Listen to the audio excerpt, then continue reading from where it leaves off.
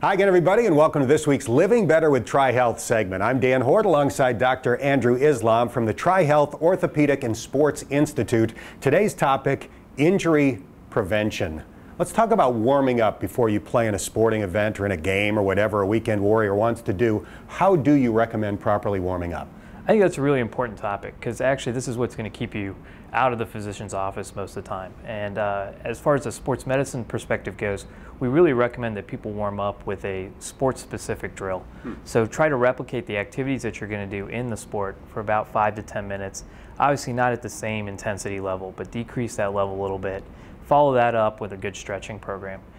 Flexibility is really important. Most of the injuries we tend to see aren't really the big injuries like ACL tears or broken bones. They're the overuse injuries or the sprains and strains.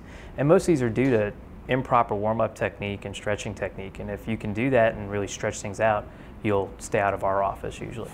Being around Bengals practices, I constantly hear the coaches talking to the players about hydration. What are the do's and don'ts of hydration?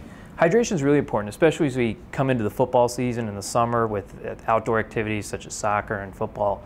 What we try to recommend is that you start the hydration process a couple hours before the activity. So you want to drink about 16 to 24 ounces of water and really stick with water in the beginning. About 2 hours before, 15 minutes before, another 8 to 16 ounces if you can do it. And then constantly during the activity, every 15, 20 minutes, as you can tolerate, a cup to 2 cups of water. And then really the key is, the best way to do it is to weigh yourself before and at the end.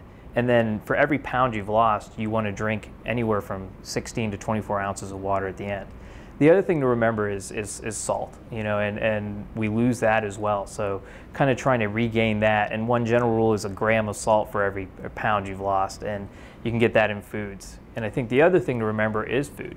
People think of just water as the only way to replace this. Foods such as watermelon, apples, are a good way to get water intake in addition to the other nutrients that it provides.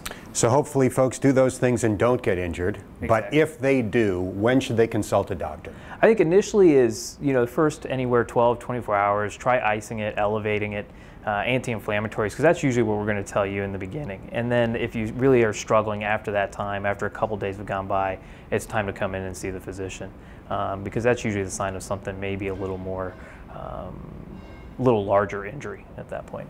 All right, that is Dr. Andrew Islam. For more information, just go to Bengals.com/TriHealth.